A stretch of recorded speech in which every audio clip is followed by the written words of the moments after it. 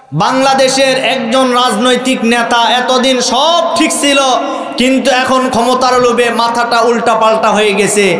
যে নাকি বলে কোরআনের ভিতরে কোনো রাজনীতি নাই। নাউজুবিল্লাহ বলবেন না? আরো জোর বলেন নাউজুবিল্লাহ।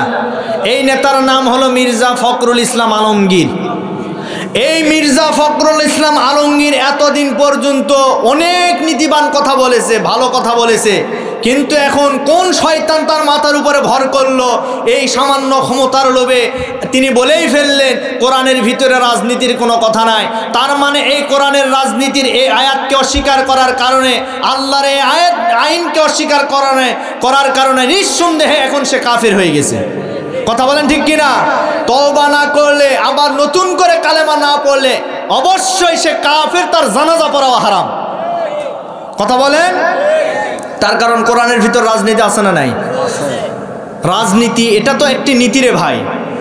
যেখানে সমাজনীতি আছে, যেখানে অর্থনীতি আছে, সেখানে রাজনীতি থাকবেন, এটা আপনি বলেন কেমনে? অথচ আপনি মুসলমান বলে দাবি করছেন। আফসোস লাগে জাতির জন্য। আবার বিএনপির কিছু কিছু নেতারা আমাদের আজহারে ভাইয়ের পিছনে লেগেছেন। আরে ভাই, নিজের সরকার নিজেই তেল দেন, আপনাদের দলকে আপনারা গোছান। আপনারা এদেশের ইসলামের উপর আঘাত করবেন না, আলিম উলামার উপর আঘাত করবেন না, আজহারির পিছনে লাগবেন না। যদি লাগতে আসেন, আজহারিকে আজকে হুমকি দিয়েছেন দেশ ছাড়া। এমন সময় আসবে আপনাদেরকে আবার হাসিনার মতো দেশ ছাড়া করে ছাড়বে বাংলাদেশের মুসলমান। ঠিক কিনা বলেন? এটাই হলো সত্য কথা। মন খারাপ করলে করার কিচ্ছু নাই। তার কারণ যে ইসলামের বিপক্ষে চলে যাবে, সে যে কোনো দলের হোক, সে জামাত হোক, বিএনপি হোক, আওয়ামী লীগ হোক, যে কোনো দলের হোক, তাকে কোনো ছাড় দেওয়া যাবে না। ইসলামের বিপক্ষে গেলেই, আলিম ওলামার বিপক্ষে গেলেই তাদের বিরুদ্ধে আমাদের কথা চলবে। এতদিন চলেছে, এখনো চলবে। আমি কোরআন থেকে কি বলি আর কি বলতে চাই, আল্লাহ রাব্বুল আলামিন কোরআনটা আমাদের জন্য দিয়েছেন শেফা করে। কি করে বলেন তো? আল্লাহ রাব্বুল আলামিন বলেন, ওয়ানুনাজ্জিলু মিনাল কুরআনি মা হুয়া শিফাউন ওয়া রাহমাতুল লিল মুমিনিনা ওয়া লা ইয়াজিদুজ যালিমিনা ইল্লা খাসারা। বানি ইসরাইলের ৮২ নম্বর আয়াত রব্বুল আলামিন বলেন, এ কোরআন নাজিল করার পরে ক্রমায় এমন কিছু কিছু বিধান আমি আল্লাহ নাজিল করে দিয়েছি, যেই বিধানগুলি মানলে তোমাদের জন্য শেফা হয়ে যাবে। আমরা বললাম, রব্বুল আলামিন আমাদের তো কোনো রোগ নাই। আল্লাহ বললেন, বান্দারে রোগ আছে তোমাদের অন্তরে, তোমাদের মনে, রোগ আছে তোমাদের পরিবারে, রোগ আছে তোমাদের সমাজে, রোগ আছে তোমাদের রাষ্ট্রে। এই রোগগুলি দূর করার জন্যই লাগবে আমার কোরআন। কোরআন যেখানে আছে সেখানেই রোগ মুক্ত করে দিয়েছেন কে? আরো জোরে বলেন কে? এখন আমাদের মনের রোগগুলি কি? মনের রোগগুলি হচ্ছে হিংসা, রাগ, অহংকার, পরিক্রমা। আচ্ছা বলেন তো, আমাদের সমাজে হিংসা আছে না নাই? আছে মানে একেবারে সব জায়গায়। ঠিক কিনা বলেন? একটা মানুষ এই বছর 1 বিঘা জমি কিনেছে, পরের বছর আরো 1 বিঘা কিনবে নিয়ত করেছে, আরেকজনের সহ্য হয় না। ও কেন কিনবে? একজন 10 তলা বিল্ডিং, আরে পাশের যে আছে ওর সহ্য হয় না। একটা ঘটনা মনে পড়ে গেল, বলবো? শুনবেন শুনবেন। একটা কৃষক মাঠে কাজ করতে গেছে। এমন সময় কৃষকের যে লাঙ্গল, আগের যুগের যারা মানুষ আছেন তারা বুঝবেন, আগে গরু দিয়ে চাষ করতেন। লাঙ্গল আছে, লাঙ্গলের একটা ফাল আছে না, ফালের উপরে একটা পাথর ঘষা লেগেছে। বলে ডাকতে বলেন, মালিক কি চায়? বলে কি চায় মানে? বলে হ্যাঁ, আপনি যা চাইবেন সেটাই পাবেন, তবে আপনার যদি 10 টাকা হয়, পাশের বাড়ি যে আছে ওর কিন্তু 20 টাকা হবে। এটা হলো পাথরের নিয়ম। তখন মালিক চিন্তা করে, আমি এত কষ্ট করে পাথর পেলাম, আমি 10 টাকা পাবো আর পাশের বাড়ি 20 টাকা, দরকার নেই। এই পাথরটা বাড়িতে নিয়ে চলে গেছে। নিয়ে যাওয়ার পরে নিজের স্ত্রীকে ডাক দিয়ে বলেন, প্রাণের স্ত্রী ও সকিনা, এই পাথরটা আমি কুদরতি পাথর পেয়েছি, এটা যত্ন করে রেখে দেবে, যখন দরকার হবে এটাকে আমাদের কাজে লাগাবো, তবে সাবধান, পাথর যেন কোনো জায়গায় ঘষা না লাগে। এটা স্ত্রীকে বললেন। আপনি একটা জিনিস খেয়াল করে দেখবেন, যে কথাটা আপনার স্ত্রীকে, আপনার বউকে বলবেন যে তুমি এই কথা কাউকে বলবা না, ও যতক্ষণ না বলবে ওর পেটের ভাত হজম হবে না। অবশ্যই বলবে। কথা বলেন ঠিক কিনা? এটা মা বোনদের একটি অভ্যাস, মানে ভিতরে কোনো কথা রাখতেই চায় না। এজন্য নবীজি বলেন এমন কিছু গুরুত্বপূর্ণ গোপন গোপন কথা আছে যেগুলি তোমাদের স্ত্রীকে তোমরা বলিও না। এটা নবীজির সুন্নাত। কারণ মেয়ে মানুষের একটি স্বভাবই এটা, কোনো কথাই রাখতে চায় না, সব বের করে দেয়। সেজন্য মা বোন যারা এসেছেন, আমি শুনেছি মা বোনেরা অনেক এসেছেন, এবং মা বোনদের সম্পর্কে আজকে কিছু ওয়াজ করা দরকার। কারণ এতদিন এরা ক্ষমতায় থেকে আমাদেরকে জ্বালায়া পোড়ায়া করছে সরকার, এজন্য এদের সম্পর্কে কিছু হেদায়েতি বক্তব্য দেওয়া দরকার। কি যুবক ভাইরা রাজি আছেন না? রায় সময় দিবেন তো ইনশাল্লাহ? আল্লাহ কবুল করুন, বলে আল্লাহুম্মা আমিন। তো এই কৃষক মাঠে গেছে, সেখান থেকে আসলো, স্ত্রীকে বলল, বলার পরে এখন স্ত্রী চিন্তা করে এটা ঘষা কেমনে দেওয়া লাগে ওটা ভালো করে জানি, তুমি আগে মাঠে যাও। এখন কৃষক মাঠে চলে গেছে, যাওয়ার পরে পাথর নিয়ে এসেছে, নিয়ে আসার পরে ঘষা দিয়েছে। এখন পাথরের স্বভাব হলো ঘষা দিলেই কি বলবে? কথা বলবে। কথা বলা শুরু করে দিয়েছে। ডাক দিয়ে বলেন, মালিক কি চায়? বলে কি চায় মানে? হ্যাঁ, আপনি যা চাইবেন সেটাই পাবেন, তবে সাবধান, আপনি যা চাইবেন আপনার পাশের বাড়ি কিন্তু দ্বিগুণ হবে। বলে যা হয় হয়ে যাক, আমার একতলা বাড়ি চাই। কি চাই বলেন তো? আচ্ছা, তার একতলা হয়ে গেছে, এখন পাশের বাড়ি যা আছে ওর কয়তলা হবে? দুই তালা। এখন একতলা বাড়ি হয়ে গেছে, মহিলা মানুষ বাড়িতে আছে। এখন কৃষক মাঠ থেকে ফিরে এসে দেখে তার বাড়ি নাই। কিরে, ভাঙ্গাচোরা বাড়ি গেল কই? পরে দেখে জায়গার উপরে ফ্ল্যাট বাড়ি হয়ে গেছে, বাড়ির ভিতরে ঢুকেছে। ঢোকার পরে ডাক দিয়ে বলেন, সকিনা ঘটনা কি? ঘটনা কি মানে আল্লাহ শুকরিয়া আদায় করো। বলে কেন? বলে হ্যাঁ, আল্লাহ শুকরিয়া আদায় করো, ওই যে পাথর, কুদরতি পাথর দিয়েছিল, ওটা একতলা বাড়ি করে দিয়েছে। কৃষক গরিব মানুষ, মাথায় হাত দিয়ে বলে, সর্বনাশ, তুমি আমার সবচাইতে বড় ক্ষতি করেছো। বলে কি? আমি তোমার ক্ষতি করেছি? বলে হ্যাঁ, তুমি হয়তো জানো না, আমাদের একতলা হয়ে গেছে, পাশের বাড়ি যে আছে ওর দুইতলা হয়েছে। তা যাক, যা হবার হয়ে গেছে। পাথর কোথায়? পাথরটা নিয়ে এসে দিয়েছে কৃষকের হাতে। কৃষক ঘষা দিয়েছে, পাথর কথা বলা শুরু করে দিয়েছে। ডাক দিয়ে বলেন, মালিক কি চাই? বলে কি চাই মানে বোঝো না, আমার একটা চোখ অন্ধ করে দাও। তার কারণ এর ধারণা, এর যদি একটা হয় পাশের বাড়ি যা আছে ওর কয়টা হবে? জোরে বলেন। তার মানে এর ধারণা, আমার এক চোখ দিয়ে আমি কাজ করে খেতে পারবো, আর ওর দুইটা হবে, ও কিছু দেখতেও পারবে না, কিছু করতেও পারবে না। এর নাম হিংসা। এর নাম কি? আচ্ছা বলেন তো, এই হিংসা আমাদের সমাজে আছে না নাই? বাপরে বাপ, রং বেরঙ্গে ছড়িয়ে গেছে হিংসা। একজন রিক্সা চালকের ছেলে, ভ্যান চালকের ছেলে পড়াশোনা ভালো, একটু ভার্সিটিতে পড়াশোনা করবে, আরেকজন পাশের বাড়ি যে আছে ওর সহ্য হয় না। বলে হ, দেখছি অমুকের ছেলে ওই ইন্টারমিডিয়েট পর্যন্ত যেতে পারবে না। আবার যখন ইন্টারমিডিয়েট পাশ করে যখন অনার্সে ভর্তি হয়, তখন বলে কি জানেন, অনার্স পর্যন্তই শেষ, ও আর ওই মাস্টার্স পাশ করা লাগবে না। আবার যখন মাস্টার্স পাশ করবে, করার পরে তখন এই হিংসুক ব্যক্তি বলবে, দেখছি ও ওই পর্যন্তই শেষ, ভালো চাকরি পাবে না। আবার যখন চাকরি হবে, চাকরি হওয়ার পরে যখন দেখবে যে এই হিংসুকের কাছে এসে আবার জিজ্ঞাসা করবেন, তখন বলবে কি জানেন, দেখছি ও ভালো চাকরি করবে ঠিক আছে, কিন্তু ভালো বেতন পাবে না। মানে ওর মনে শুধু কি? কথা বলেন না কেন? ওর মনে শুধু হিংসা। আচ্ছা বলেন তো, এই হিংসা আমাদের সমাজে আছে না নাই? আল্লাহ রাব্বুল আলামিন বললেন, এই হিংসা, এই রাগ, এই অহংকার পরিক্রমা দূর করার জন্য আমি রব্বুল আলামিন কোরআনটা নাজিল করে দিয়েছি। আল্লাহ রব্বুল আলামিন বলেন, ও দুনিয়ার মানুষেরা, তোমরা যদি কোরআনটাকে মেনে নাও, তাহলে তোমাদের জীবনের সকল দিক আর বিভাগে আমি রব্বুল আলামিন সুস্থতা দান করে দিব। শুধু তাই নয়, কোরআনটা এমন একটি কিতাব, এই কিতাবের ভিতরে কোনো সন্দেহ নেই, কোনো সংশয় নেই। রব্বুল আলামিন সুন্দর করে জানাই দিয়েছেন, যালিকাল কিতাবু লা রাইবা ফীহি হুদাল লিল মুত্তাকিন। এটি এমন একটি কিতাব, যেই কিতাবের ভিতরে কোনো সন্দেহ নেই, কোনো সংশয় নেই। এই কিতাবের ব্যাপারে দুনিয়ার মানুষ যদি কোনো সন্দেহ করে, রব্বুল আলামিন তাদের ব্যাপারেও চ্যালেঞ্জ ছুড়ে দিয়েছেন।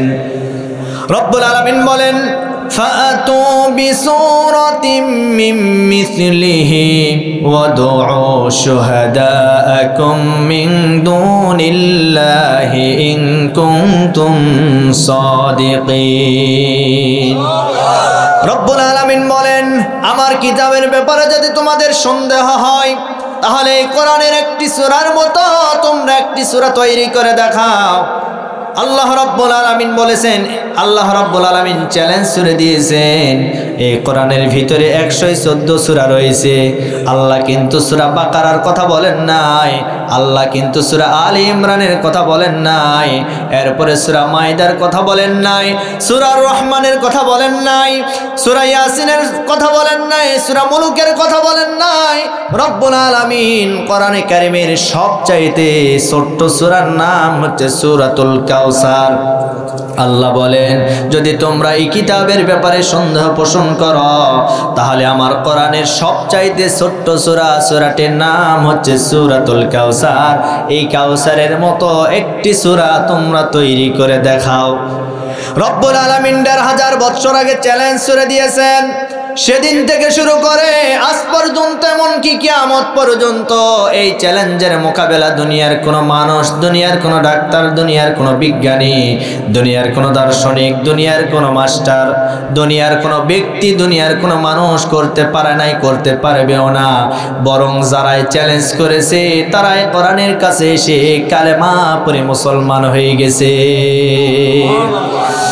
এমন কয়েকজন বিজ্ঞানীর কথা আপনাদেরকে আমি বলতে চাই। কোরআনে কারীমের ভিতরে রব্বুল আলামিন যখন চ্যালেঞ্জ করে দিয়েছেন, কয়েকজন বিজ্ঞানী কোরআনের ভুল ধরার জন্য তারা একটার পরে একটা আয়াত পড়া শুরু করলেন। পড়তে পড়তে কোনো আয়াতের ভিতরে যখন তারা ভুল খুঁজে পেলেন না, অবশেষে কোরআনে কারীমের একটি আয়াত আছে, সে আয়াতটি হলো ওয়াল বাহারিল মাসজুর। আল্লাহ বলেছেন, অগ্নিময় সমুদ্রের কসম। এই কয়েকজন বিজ্ঞানী রিসার্চ করে, গবেষণা করে দেখলেন, এই তো কোরআনের ভিতরে কোনো ভুল নেই, কিন্তু আমরা একটি ভুল পেয়ে গেলাম। আল্লাহ কেন বললেন অগ্নিময় সমুদ্রের কসম? আমরা তো জানি সমুদ্রের ভিতরে পানি আছে, কাদা আছে, এছাড়া আর অন্য কিছু পাওয়া যায় না। তাহলে আল্লাহ কেন বললেন অগ্নিময় সমুদ্রের কসম? তার মানে অবশ্যই আল্লাহ এই জায়গায় ভুল করেছে। নাউজুবিল্লাহ, জোরে বলতে বলেন না, কি ভুল করেছে? আল্লাহ ভুল করে নাই, আল্লাহ ভুল করতেও পারেন নাই। বরং এই কয়েকজন বিজ্ঞানী এই আয়াতকে ভুল ধরার জন্য অনেক অপচেষ্টা করলেন। এক পর্যায়ে তারা তাদের যতগুলি মেশিনপত্র ছিল একটার পরে একটা তারা সমুদ্রের ভিতরে দেওয়া শুরু করলেন। একটা পাইপ চলে যায় নিচের দিকে, যাইতে যাইতে পানি ভেদ করে কাদামাটির ভিতরে চলে যায়। কাদামাটি ভেদ করে একেবারে নিচে যখন চলে গেছে, নিচে যাওয়ার পরে পাইপগুলি ওই জায়গা থেকে আগুন লাগার কারণে পাইপগুলি গলে গলে একটার পরে একটা শেষ হয়ে যায়। পাইপগুলি যখন শেষ হয়ে যায়, এই দৃশ্যটা উপরে যেই সমস্ত বিজ্ঞানীরা ছিল তারা দেখার পরে তারা আশ্চর্য হয়ে গেলেন। আহারে, আমরা তো কোরআনের ভুল ধরার চেষ্টা করেছিলাম, আমরা মনে করেছিলাম এ কোরআনে কারীমের ভিতরে ভুল আছে, কিন্তু না, এখন তো দেখলাম এ কোরআনের ভিতরে কোনো ভুল নেই। আল্লাহ তো এমনি এমনি বলে নাই ওয়াল বাহরিল মাসজুর, অর্থাৎ অগ্নিময় সমুদ্রের কসম এমনি বলে নাই। তার মানে বোঝা গেল সমুদ্রের নিচে তলদেশে আগুন ছাড়া আর কিচ্ছু নাই। তার মানে এটা হলো জাহান্নামের আগুন। জাহান্নামটা হবে নিচে আর জান্নাতটা হবে উপরে। এই জাহান্নামের আগুন তারা দেখতে পেয়েছে, পাওয়ার কারণে তারা সবাই মিলে বিশ্বাস করেছে আল্লাহর কোরআন সত্য, ইসলাম ধর্ম সত্য, আর শেষ জামানার নবী মুহাম্মদ সাল্লাল্লাহু আলাইহি ওয়াসাল্লাম তিনিই হচ্ছেন আখির নবী, এটাও সত্য। সুতরাং আমরা আর ভুলের পথে থাকতে চাই না, আমরা কালেমা পড়ে সবাই মুসলমান হয়ে যেতে চাই। আল্লাহু আকবার। সুতরাং এই কোরআনের ভিতরে কোনো ভুল, এ কোরআন সবার জন্য হেদায়েত। এ কোরআন ভালো না খারাপ? কথা বলেন না কেন? এ কোরআন হচ্ছে হেদায়েতের একটি গ্রন্থ। এ কোরআন সবার জন্য ভালো, কিন্তু তাদের জন্য খারাপ। সব মানুষের জন্য ভালো না, যাদের অন্তরের ভিতরে আবু জেহেলের রোগ আছে তাদের জন্য খারাপ। তার কারণ আপনারা বলেন তো, দুধ ভালো জিনিস না খারাপ জিনিস? দুধ ভালো মানে ডাক্তার বলেছে আইডিয়াল ফুড, আদর্শ খাবার। এই পৃথিবীতে কোনো মানুষের যদি ক্ষুধা লাগলে ক্ষুধার প্রয়োজন হলে ওই মানুষটা যদি খাবার খায় ক্ষুধা মিটে যাবে, পিপাসা মিটবে না। আবার কোনো মানুষের যদি পিপাসা লেগে যায় তাহলে পানি খেলে তার পিপাসা মিটে যাবে, ক্ষুধা মিটবে না। কিন্তু আইডিয়াল ফুড, এই দুধকে আদর্শ খাবার বলা হয়েছে এই জন্য, একটা মানুষকে ক্ষুধা আর পিপাসা লাগলে কেউ যদি দুধ পান করে তার পানির পিপাসা আর ক্ষুধা দুইটাই মিটে যাবে। সুবহানাল্লাহ জোরে বলেন। এই জন্য দুধকে বলা হয় আদর্শ খাবার। এই দুধটা এমন একটি খাবার যেই খাবার মেরাজে, যেহেতু এটা রজব মাস, আমার নবীজি এই যে বানি ইসরায়েলের প্রথম নাম্বার আয়াতে কারিমার ভিতরে রব্বুল আলামিন বলেন সুবহানাল্লাযী আসরা বিআবদিহি লাইলাম মিনাল মাসজিদিল হারাম ইলাল মাসজিদিল আকসা। আল্লাহ রব্বুল আলামিন বলেন পবিত্র সত্তা তো তিনি, যিনি তার বান্দা সমূহকে মসজিদে হারাম থেকে বাইতুল মুকাদ্দাস পর্যন্ত পরিভ্রমণ করিয়েছেন। এই মসজিদে হারাম থেকে নিয়ে নবীজিকে বাইতুল মুকাদ্দাসে নিলেন, নেওয়ার পরে এই সময়টাকে বলা হয় ইসরা। আর বাইতুল মুকাদ্দাস থেকে নবীজি যখন আল্লাহর আরশ মুআল্লায় গিয়েছেন এই সময়টাকে বলা হয় মিরাজ। তার মানে এটার দুটা পার্ট রয়েছে, একটা মিরাজ আর একটা হচ্ছে ইসরা। সুবহানাল্লাহ পড়। কি সমস্যা আছে? কি আলোচনা চলবে? ইনশাআল্লাহ 1 ঘন্টা চলবে। লিল্লাহি তাকবীর। সম্মানিত ভাইয়েরা আমার একটু মনোযোগ সহকারে শুনেন, এইটাকে বলা হয় ইসরা। মসজিদে হারাম থেকে নবীজি চলে গেলেন বাইতুল মুকাদ্দাসে, আর যেই তারিখে গিয়েছেন সেই তারিখটা হলো 27তম দিবাগত রাত, অর্থাৎ 27শে রজব দিবাগত রাত। এই রজব মাসের 27 তারিখে দিবাগত রাতে নবীজি এই রাতে গিয়েছেন। আমার ভাইরা বাইতুল মুকাদ্দাসে গিয়েছেন রাত্রিবেলা, তবে সারা রাত্র নয়, রাতের কিছু অংশ আল্লাহ রাব্বুল আলামিন আমার নবীজিকে যখন পরিভ্রমণ করিয়েছেন এই পৃথিবীর সমস্ত গতি, আলো, সময় সব কিছু বন্ধ করে দিয়েছেন।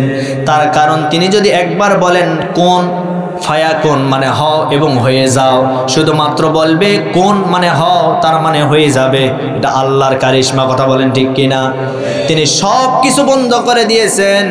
তার কারণ হলো আল্লাহর নবী মুহাম্মদুর রাসূলুল্লাহ সাল্লাল্লাহু আলাইহি ওয়াসাল্লাম আল্লাহর সাথে সান্নিধ্য করতে যাবেন, শুধুমাত্র এক রাত্রের কিছু অংশ সময় নিয়েছেন। তার কারণ হলো এই মসজিদে হারাম থেকে নিয়ে আবার বাইতুল মুকাদ্দাস পর্যন্ত হাজার হাজার কিলোমিটার দূরত্ব। এটা শুধুমাত্র দুনিয়ার হিসাব, কিন্তু আল্লাহর আসমানের হিসাবটা কেমন আপনি কি জানেন? আল্লাহর আসমানের হিসাব, আমাদের মাথার উপরে যে আসমান আছে, কয়টা আসমান? জোরে বলেন।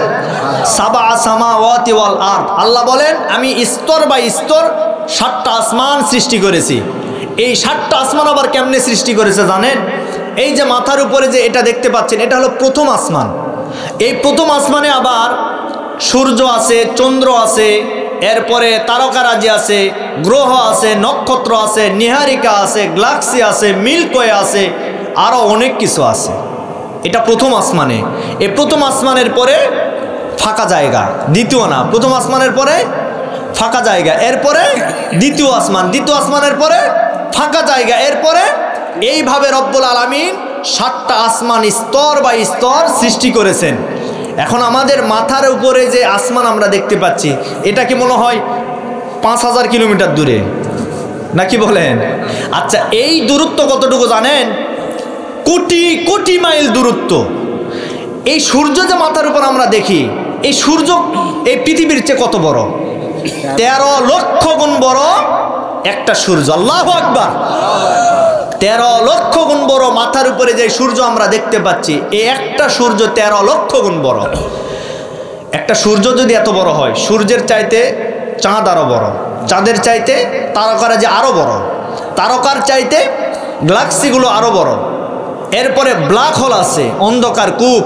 সূরা ওয়াকিয়ার ভিতরে ফালা উকসিমু বিমাওয়াকিন নুজুম বলে আল্লাহ সম্বোধন করেছেন। ব্ল্যাক হোল বাংলাতে বলা হয় অন্ধকার কূপ। এই যে রব্বুল আলামিন এগুলি সৃষ্টি করেছেন, এগুলি কিন্তু সব প্রথম আসমানে। কোথায় বলেন তো ভাই? আপনাকে কোরআন বুঝতে গেলে মনোযোগ দিতে হবে। তার কারণ এখানে আউল ফাউল কোনো কথা আমি বলার জন্য আসি নাই। কোরআনের কথা বলার জন্য এসেছি, ঠিক কিনা বলেন? আপনার মাথা ঘুরে যাবে। কোরআন নিয়ে গবেষণা করেন। আজ তো কোরআন নিয়ে গবেষণা নাই, আজ গবেষণা হয় লালনের জীবনী নিয়ে, আজ গবেষণা হয় আলু কেমনে লাগানো যায়, ঠিক কিনা বলেন? কোরআন নিয়ে 1 ঘন্টাও গবেষণা করে না। নবীজি বলেন কেউ যদি কোরআন নিয়ে 1 ঘন্টা গবেষণা করে 500 রাকাত নফল নামাজ, কবুল হওয়া নামাজ কেউ আদায় করলে যে সওয়াব হয় সেই সমপরিমাণ সওয়াব তার আমলনামায় দান করা হবে। সুবহানাল্লাহ। কত রাকাত? 500 রাকাত, তো আবার কবুল হওয়া নামাজ। আজ তো আমরা নামাজ পড়ে সব কবুল হয় নাকি? বাপরে বাপ, নামাজ পড়তে গেছে, নামাজ পড়তে পড়তে ফ্যান গোনে কয়টা আছে, এরকম মুসল্লি আছে না নাই? আবার আমার পাশে একবার আমি নামাজ পড়তেছিলাম, আমার পাশে হয়তো লোকটা হয়তো মূর্খ মানুষ, কিছু বোঝে না। আচ্ছা, ফোন তো আসতেই পারে, কি বলেন আপনারা? ফোন আসছে, ওর নামাজের ভিতরে ফোনটা রিসিভ করে বলে হ্যালো আমি নামাজে আছি, পরে ফোন দিই। বলেন তোর নামাজ আছে? এরকম মুসল্লি আছে না নাই? ওই কেমনে ওই নামাজ পড়ে নামাজের ভিতরে বলে আমি নামাজে আছি, পরে ফোন দিই। তো নবীজি বলেন এইরকম নামাজ নয়, বরং 500 রাকাত কবুল হওয়া নামাজ আল্লাহ রাব্বুল আলামিন তাদেরকে দান করবেন। এই জন্য আমি যেটা বলতেছিলাম যে প্রথম আসমানে এগুলো আছে। এখন আল্লাহর সৃষ্টি, আমি যে এই যে মিরাজের যে সামান্য কিছু কথা বলতেছি, দেখেন যেহেতু বিজ্ঞান নিয়ে এখন গবেষণা করতে হবে, বিজ্ঞানীরা গবেষণা করে তারা দেখেছে যে আল্লাহ রাসূল কিভাবে আল্লাহর সাথে সান্নিধ্য লাভ করেছেন, কিভাবে মেরাজ করেছেন। বিজ্ঞানীরা এটা আলোচনা করে, এখন বিজ্ঞানীরা এটা বের করেছে কিভাবে সম্ভব। এই পৃথিবীর আহ্নিক গতি আর বার্ষিক গতি, যেটাকে দিন এবং রাত হয়, আহ্নিক গতি বার্ষিক গতির কারণে কিন্তু দিন এবং রাত হয়। এই গতিটা রব্বুল আলামিন একবারে স্তব্ধ করে দিয়েছিলেন, বন্ধ করে দিয়েছিলেন। মানে রাতও হবে না, দিনও হবে না, রাত তো হয়ে আছে কিন্তু ওটা বাড়বেও না কমবেও না। এটা রব্বুল আলামিন করেছিলেন শুধুমাত্র তার বন্ধুর সাথে সাক্ষাৎ করার জন্য। আল্লাহু আকবার। তো নবীজি কোথায় গেলেন? বাইতুল মুকাদ্দাস। এটা দুনিয়ার কথা বলতেছে। এই যে আসমান, আল্লাহর যে সৃষ্টি জগৎ আছে, আমাদের মাথার উপরে যে সূর্য, এই সূর্যর পাওয়ার কত জানেন? এই সূর্যর কত পাওয়ার! আল্লাহ এত পাওয়ার দিয়েছেন, যে পাওয়ার দুনিয়ার জমিনে দান করলে দুনিয়ার কোনো মানুষ, দুনিয়ার কোনো গাছপালা, দুনিয়ার কোনো পশু কিচ্ছু বেঁচে থাকতে পারবে না, সব মারা যাবে। এখন বলবেন হুজুর তাহলে কেমনে আসে? কেমনে আসে দেখেন, রব্বুল আলামিন বলেন তাবারাকাল্লাযী জাআলা ফিস সামাই বুরুজাও ওয়া জাআলা ফিহা সিরাজাও ওয়া কমারাম মুনীরা। রব্বুল আলামিন বলেন পবিত্র সত্তা তো তিনি, যিনি তোমাদের জন্য আসমানে সূর্যটাকে আলোক দীপ্তমান করে সৃষ্টি করেছেন, আর তিনি তো তোমাদের জন্য চন্দ্রটাকে দীপ্তিমান করে সৃষ্টি করেছেন। বিজ্ঞানীরা বলেছেন এই যে সূর্যের আলোর মুখের উপরে বিভিন্ন ছাঁকুনি আছে, যে ছাঁকুনিকে বলা হয় অ্যাটোস্ফিয়ার, ট্রাপোস্ফিয়ার, আইনোস্ফিয়ার, এগুলির নাম দেওয়া হয়েছে, এগুলির নাম ছাঁকুনি। এই সূর্য থেকে এই ছাঁকুনিগুলি তাপ গ্রহণ করার পরে দুনিয়ার জমিনে বান্দার বান্দিদের জন্য যতটুকুন দরকার হয় ততটুকুন আলো দুনিয়ার জমিনে রব্বুল আলামিন দান করেন। এজন্য আল্লাহর নাম রহমান, আল্লাহর নাম রহিম। আল্লাহ বলেন বান্দারে তোমরা পাপ করবা, এটা তোমাদের স্বভাব, আর মাফ করা হলো আমার স্বভাব। বান্দা যখন পাপ করার পরে আল্লাহর কাছে মাফ চাইবে, রব্বুল আলামিন ওই বান্দার জীবনের সমস্ত গুনাহ মাফ করে দিবে। কখনো তোমাকে যদি ভুলি হেদায়েতের আলো দিয়ে নিয় কাছে তুলি, কখনো তোমাকে যদি ভুলি হেদায়েতের আলো দিয়ে নিয় কাছে তুলি, ক্ষমা কর রহম কর, ক্ষমা কর রহম কর ও গো দয়াময়, তুমি রহমান, তুমি মেহেরবান। আমার সঙ্গে বলেন তুমি রহমান, তুমি মেহেরবান। আল্লাহর চাইতে দয়া আমাদের উপরে কারো বেশি আছে? জোরে বলেন। আল্লাহ হচ্ছেন দয়াবান।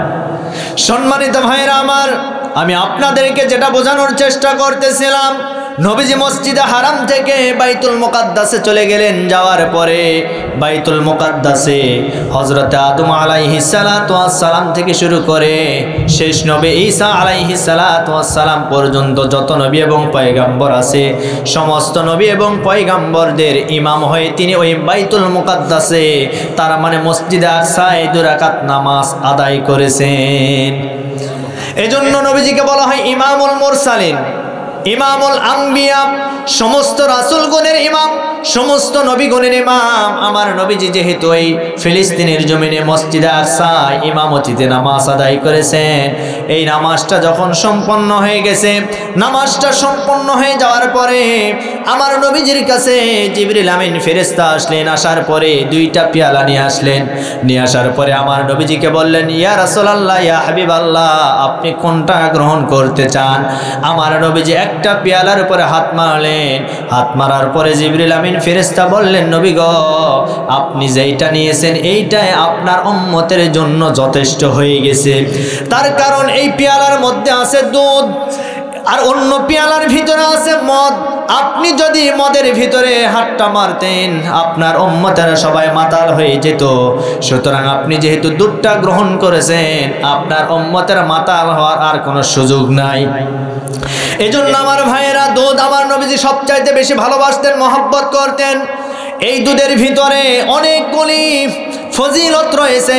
তার কারণ হলো, একটা সন্তান যখন দুনিয়াতে ভূমিষ্ঠ হয়, ভূমিষ্ঠ হয়ে যাওয়ার পরে ডাক্তারেরা বলে সন্তানের জন্য সবচাইতে প্রতিষেধক ঔষধ হচ্ছে মায়ের শাল দুধ।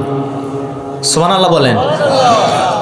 মায়ের বুকের যে শাল দুধ রয়েছে, এই শাল দুধের ভিতরে সন্তানের সবচাইতে প্রতিষেধক। কিন্তু দুঃখজনক হলেও সত্য কথা, আজ আমাদের সমাজের অনেক মা বোনেরা আছে, সন্তান জন্ম দেওয়ার পরে প্রথম যেই দুধ বের হয়, এই দুধটা সন্তানকে খাওয়াইতে চায় না, ফিগার নষ্ট হবে এই কারণে। কথা বলেন না কেন? সম্মানিত মা বোনেরা যারা আপনারা এসেছেন, খুব খেয়াল করে শুনবেন। সন্তান যখন ভূমিষ্ঠ হয়ে যাবে, ভূমিষ্ঠ হয়ে যাওয়ার পরে আপনার সন্তানকে রোগের হাত থেকে হেফাজত পাওয়ার জন্য আপনার বুকের ভিতরে যেই শাল দুধ তৈরি হয়ে যাবে, এই দুধটা আপনার সন্তানকে খাওয়াবেন। দেখবেন আপনার সন্তান এমনি সুস্থ হয়ে যাবে। তার কারণ ডাক্তাররা বলেছে এর ভিতরে সবচাইতে বেশি রোগ প্রতিষেধক রয়েছে। সুবহানাল্লাহ বলেন। এতক্ষণ ভরা আপনারা কি বুঝলেন? দুধ ভালো না খারাপ? সবাই বলেন। এই যে 10 মিনিট 15 মিনিট থেকে আমি আপনাদেরকে এটাই বোঝানোর চেষ্টা করতেছিলাম, এই পৃথিবীতে দুধ হচ্ছে ভালো খাবার, আদর্শ খাবার। কিন্তু এই দুধ ভালো হলেও একদল মানুষের জন্য এই দুধ ভালো না। এখন বলবেন কাদের জন্য? যাদের আমাশয় রোগ আছে। কথা বলেন না কেন? আমাশয় রোগীকে যখন দুধ দিবেন, ও কি সুবহানাল্লাহ পড়বে? ও বলবে নাউজুবিল্লাহ। কারণ এই আমাশয় রোগী দুধ খাইলেই ওর আমাশয় বৃদ্ধি পাবে। কথা বলেন ঠিক কিনা? এজন্য দুধ ভালো খাবার, সবার জন্য ভালো না। আল্লাহর কোরআন তো ভালো, সবার জন্য ভালো না। যাদের মন আবু জেহেল মার্কা, যাদের মন আবু লাহাব মার্কা, এই সমস্ত মানুষেরা যদিও মাহফিলে আসে, ওয়াজ মাহফিল শুনতে আসে, এরপরেও তারা চিন্তা করে হুজুর যা বলবে ভুল ধরার চিন্তা করব আমরা। কথা বলেন না কেন? তাদের মানে এদের মনের ভিতরে একটি ধারণা, হুজুর যা বলবে কোনটা ভুল বলে ওইটা আমরা বের করব। কি কথা বলেন? এটা ধারণা তো এটা। সুতরাং ভুল হুজুরের নয়, বরং নিজের ভুল ধরে আজকে সংশোধন হয়ে আমরা বাড়িতে যাব। রাজি আছেন আপনারা? আল্লাহ কবুল করুন। আরো জোরে বলেন। সম্মানিত ভাইরা আমার প্রিয় বন্ধুগণ, আমি আপনাদের সামনে কোরআনে কারিমের পরিচিতি একটি সূরা, সূরাতুল জিলজাল। কোন সূরা বলেন? সূরাতুল জিলজাল। জিলজাল শব্দের অর্থ ভূমিকম্প। জিলজাল শব্দের অর্থ কি? আচ্ছা, ভূমিকম্পের নামে আজকে সূরা পড়েছে, আপনারা কি মন খারাপ করেছেন? ভূমিকম্পের উপরে কিছু কথা হবে, তার কারণ ভূমিকম্প আমাদের সামনে একেবারে নিকটবর্তী। ভূমিকম্প আসবে, এটাই সত্য। তার কারণ কিয়ামত আর বেশি দিন নয়। কিয়ামতের যত আলামত, সব আলামত প্রকাশিত হয়ে গেছে। সবচাইতে বড় প্রধান যে আলামত এখন আসার দরকার, সেটি হলো দাজ্জাল। কি ঠিক কিনা বলেন? এখন যুবক ভাই যারা আছেন আপনাদেরকে মেসেজ দেওয়ার জন্য বলি, দাজ্জাল কি আসবে না আসছে? সবাই বলেন, সবাই বলেন। এখন মুরব্বীরা মনে করছে আসছে, আমরা তো দেখি নাই। কি দেখছে? দাজ্জাল এই পৃথিবীতে আছে, দাজ্জাল এই পৃথিবীতে আছে। এখন কোথায় আছে এবার শোনেন। কে কষ্ট হয় না? এই 10 মিনিট সময় কি দেওয়া যাবে? এবার শোনেন। নবীজির একজন প্রিয় সাহাবী ছিলেন, তার নাম ছিল তামিম দারি রাদিয়াল্লাহু তাআলা আনহু। এই তামিম দারি রাদিয়াল্লাহু তাআলা আনহু ইসলাম ধর্ম গ্রহণের আগে অন্য ধর্মে ছিলেন। সে সময় থাকা অবস্থায় কয়েকটা মানুষ, কয়েকটা দল নিয়ে একটা নৌকা সফরে তারা বের হয়েছিল। এই নৌকা সফরে চলতে চলতে এই হাদিসটা নবীজির কাছে তামিম দারি নিজেই বর্ণনা করতেছিল, ইয়া রাসূলুল্লাহ, ইয়া হাবিবাল্লাহ, আমরা সবাই মিলে নৌকা সফরে বের হলাম। চলতে চলতে আমাদের নৌকাটা হঠাৎ করে ঝড়ের কবলে পড়ে গেল। তখন আমরা চিন্তা করলাম আমরা মনে হয় কেউ বাঁচতে পারবো না, দুনিয়া থেকে আমরা বিদায় নিয়ে চলে যাব। এমন সময় কিছুক্ষণ পরে আমরা দেখতে পেলাম ঝড়টা থেমে গেল।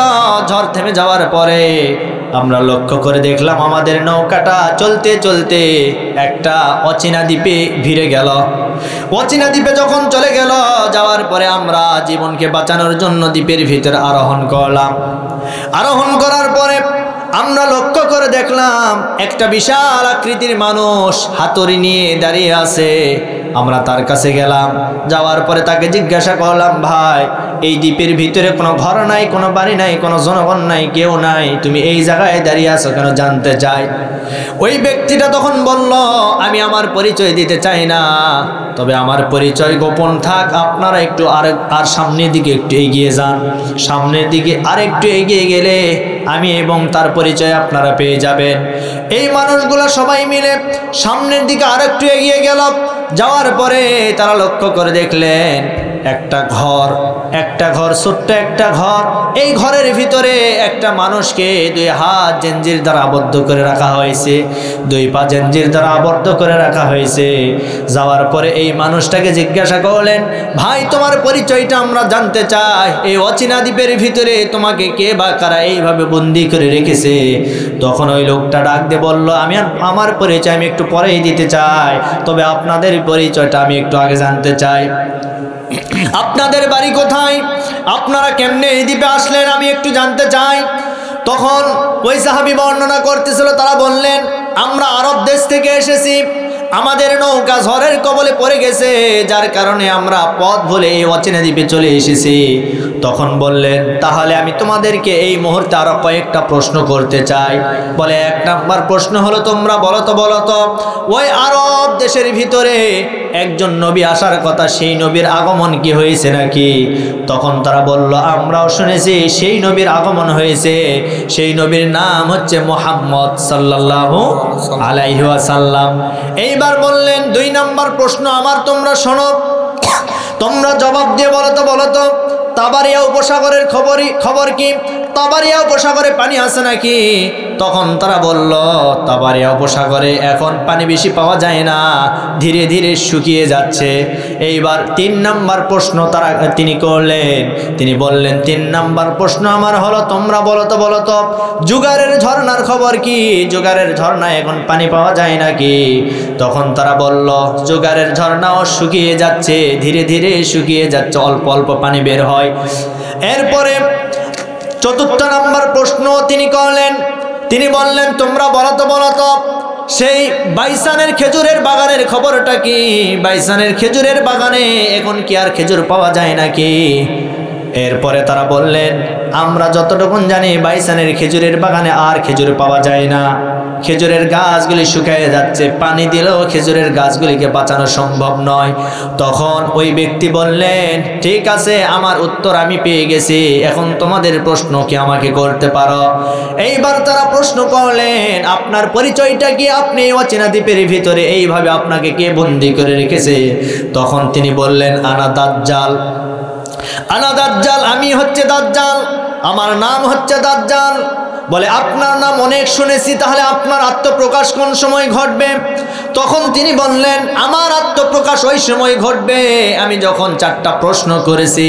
4টা প্রশ্ন যখন 4টা প্রশ্নের উত্তরও তোমরা দিয়েছ, এর ভিতরে 1 নাম্বার প্রশ্ন হলো আরব দেশের ভিতরে যখন শেষ নবী মুহাম্মদ আসবে তখনই আমার আত্মপ্রকাশ ঘটবে। আল্লাহু আকবার। 2 নাম্বার প্রশ্ন আমি করেছি তাবারিয়া উপসাগরের কথা। তাবারিয়া উপসাগরের পানি যখন শুকায় যাবে তখনই আমার আত্মপ্রকাশ ঘটবে। 3 নাম্বার প্রশ্ন করেছি আমি জুগারের ঝর্ণা যেদিন থেকে শুকায় যাবে তারপরে আমার আত্মপ্রকাশ ঘটবে। 4 নাম্বার প্রশ্ন আমি করেছি বাইসানের খেজুরের বাগানের কথা, অর্থাৎ বাইসানের খেজুরের বাগানে যখন খেজুর পাওয়া যাবে না তখনই আমার আত্মপ্রকাশ ঘটবে। আমার ভাইরা এই কথাগুলি ওই সাহাবী ওই ব্যক্তির অর্থাৎ দাজ্জালের মুখ থেকে নিজে শুনেছে, আমার নবীজির কাছে সে নিজে বর্ণনা করেছে। তার মানে দাজ্জালকে একটা অচেনা দ্বীপের ভিতরে বন্দী করে রাখা হয়েছে। দাজ্জালের আত্মপ্রকাশ ওই সময় ঘটবে যখন এর 4টা আলামত প্রকাশিত হয়ে যাবে। তার ভিতরে 4টা আলামতি প্রকাশিত হয়ে গেছে। আজকে যারা যুবক ভাই আছেন গুগলের ভিতরে আপনি সার্চ দিয়ে দেখবেন এই যে 3টার কথা বললাম, বাইসানের খেজুরের বাগান, জুগারের ঝর্ণা হচ্ছে হযরত লূত আলাইহিস সালাতু ওয়াস সালামের একটা মেয়ের নাম ছিল জুগার। এই জুগার যেদিন মারা গেছে, মারা যাওয়ার পরে ঝর্ণার পাশে তাকে কবরস্থ করা হয়েছিল, সেই দিন থেকে ওই ঝর্ণার নাম হচ্ছে জুগারের ঝর্ণা। আর সে যে প্রশ্ন করেছিল বাইসানের খেজুরের বাগান, এই খেজুরের বাগানে এখন আর খেজুর পাওয়া যায় না, গাছগুলি শুকায় গেছে, এমনকি গাছের গোড়ায় পানি দিলে খেজুর ধরে না, গাছগুলি সব মারা যাচ্ছে। এই যে 3টা কথা বললাম, এই 3টা আলামত আজকে সব প্রকাশ হয়ে গেছে। আর এই 3টা জায়গা বর্তমান ওই ইসরায়েলের ইহুদি সন্ত্রাসীরা আজকে দখল করে নিয়েছে মুসলমানদের কাছ থেকে। 3টা জায়গা দখল করে নিয়েছে। এই যে জুগারের ঝর্ণা, বাইসানের খেজুরের বাগান, এরপরে তাবারিয়া উপসাগর, এগুলি এখন ইসরায়েলেরা দখল করে নিয়েছে। এগুলি ফিলিস্তিনের অংশ ছিল। তারা এমনি দখল করে না, এই কারণে দখল করে নিয়েছে তারা ভালো করে জানে আমাদের নেতা দাজ্জাল দুনিয়াতে আসবে। তারা কারণ ইহুদিদের নেতা হবে দাজ্জাল আর মুসলমানদের নেতা হবে ইমাম মাহদী এবং হযরতে ঈসা আলাইহিস সালাতু ওয়াস সালাম। ঈসা আলাইহিস সালাতু ওয়াস সালাম দুনিয়াতে আসবেন, ইমাম মাহদীও আসবেন, দাজ্জালও আসবেন। দাজ্জাল ইহুদিদের নেতা হবে, ইহুদিদের পক্ষ হয়ে দাজ্জাল এই পৃথিবীতে 40 দিন পরিভ্রমণ করবেন। আওয়াজ দিয়ে বলেন কয়দিন? জোরে বলেন। 40 দিন পরিভ্রমণ করবেন। দাজ্জালের প্রথম দিন হবে 1 বৎসরের সমান, দাজ্জালের দ্বিতীয় দিন হবে 6 মাসের সমান, দাজ্জালের দ্বিতীয় দিন হবে 1 মাসের সমান, আর দাজ্জালের তৃতীয় দিন হবে 1 সপ্তাহের সমান। আমার ভাইরা, এর বাকি যে 37 দিনগুলি আছে স্বাভাবিক দিনের মতো দাজ্জাল পরিচালনা করবে। দাজ্জাল যে জায়গা দিয়ে যাবে, দাজ্জাল মানুষদেরকে বলবে তোমরা আমার প্রতি ঈমান আনো, আমাকে রব বলে মেনে নাও। দাজ্জালের এক হাতে থাকবে জান্নাত, আরেক হাতে থাকবে জাহান্নাম। দাজ্জাল মানুষদেরকে ধরে ধরে বলবে তোমরা আমাকে রব বলে মেনে নাও, যদি রব বলে মেনে নিতে পারো তাহলে তোমাদেরকে আমি আমার জান্নাতের ভিতরে ঢুকাই দিব। দাজ্জালের যে তৈরি করা জান্নাত ওটাই হবে মানুষদের জন্য জাহান্নাম, আর দাজ্জালের তৈরি করা জাহান্নাম ওটা মুমিনদের জন্য জান্নাত। আল্লাহু আকবার। মুমিন যারা হবে তারা কখনো দাজ্জালকে মেনে নেবে না। মুমিন যারা হবে তারা একমাত্র আল্লাহর প্রতি ঈমান আনবে, ইমাম মাহদীর সৈনিক হবে, এরপর হযরতে ঈসা আলাইহিস সালাতু ওয়াস সালামের সৈনিক হবে। আমার ভাইরা, হযরতে ঈসা আলাইহিস সালাতু ওয়াস সালাম আসবেন। সিরিয়ার দামেস্কের যে সাদা গম্বুজওয়ালা মসজিদ আছে ওই মসজিদে তিনি আসবেন ফজরের নামাজের সময় তিনি আসবেন। আসার পরে দাজ্জালের সাথে যুদ্ধ হবে। কিভাবে হবে এবার শুনেন। দাজ্জাল প্রায় 12,000 ইহুদি বাহিনীদেরকে নিয়ে ওই সিরিয়ার দিকে রওনা করবে। এই দিকে আল্লাহর পক্ষ থেকে ফজরের নামাজের সময় হযরতে ঈসা আলাইহিস সালাতু ওয়াস সালাম সিরিয়ার যে দামেস্কের যে সাদা গম্বুজওয়ালা মসজিদ আছে ওই মসজিদে নেমে পড়বেন। নামার পরে নামাজের ওয়াক্ত হয়ে যাবে। ইমাম মাহদী আলাইহিস সালাতু ওয়াস সালাম নামাজের ইমামতি করার জন্য সামনে চলে যাবে। এমন সময় আল্লাহর পয়গম্বর ঈসা নবীকে দেখার পরে বলবেন, আপনি আসেন, আপনি ইমামতি করবেন, আমি আপনার পিছনে মুসল্লি হয়ে নামাজ আদায় করতে চাই। তখন আল্লাহর পয়গম্বর ঈসা নবী বলবে, না না না, আজকে আপনি ইমামতি করবেন, আপনার পিছনে আমি মুসল্লি হয়ে নামাজটা আদায় করতে চাই। আলাইহিস সালাতু ওয়াস সালামের ইমামতিতে নামাজ সম্পন্ন হয়ে যাবে। ঈসা আলাইহিস সালাতু ওয়াস সালাম সমস্ত মুসল্লিদেরকে পরামর্শ করবেন আর বলবেন, ও মুসল্লিরা, আজকে আমাদের যুদ্ধ হবে দাজ্জালের বিরুদ্ধে, তোমরা কি প্রস্তুত আছো নাকি? সবাই হাত উঠাবে, মুমিন যারা হবে সবাই এক বাক্যে বলবে, আমরা অবশ্যই প্রস্তুত আছি। ঈসা আলাইহিস সালাতু ওয়াস সালামের নেতৃত্বে দাজ্জালের বিরুদ্ধে যুদ্ধ হবে। রব্বুল আলামিন মুসলমানদের হাতে পুরো পৃথিবীতে বিজয় দান করবে। আল্লাহু আকবার। আমার ভাইরা, আজকে সেই ফিলিস্তিনের জায়গা, আজকে সেই ফিলিস্তিন আর সিরিয়ার জায়গাগুলি ইহুদি আর নাস্তিক্যবাদীরা দখল করে নিয়েছে। আজকে ফিলিস্তিনে ইসরায়েলের বাহিনীরা আত্মসমর্পণ করেছে, ফিলিস্তিনে আনন্দ উল্লাস চলছে, কিন্তু এটা মাত্র ক্ষণস্থায়ী, চিরস্থায়ী এখনো হয় নাই। সুতরাং আজকে ফিলিস্তিনের যেই সমস্ত আমেরিকার সন্ত্রাসী বাহিনীরা ফিলিস্তিনদের মা বোনদের ঘর বাড়ি পোড়ানোর জন্য আগুনের ব্যবস্থা করেছিল, আল্লাহর কি খেলা, আজকে আমেরিকা পুরে সারখার করে দিয়েছেন আল্লাহ। কথা বলেন ঠিক কিনা? সুতরাং আমরা বলতে চাই, আজকে পৃথিবীতে যত ক্ষমতাধর ব্যক্তি হোক না কেন, যারাই ক্ষমতার অহংকার করবে তাদেরকে রব্বুল আলামিন নাস্তানাবুদ করে দুনিয়া থেকে বিদায় করে দিবে। কথা বলেন ঠিক কিনা?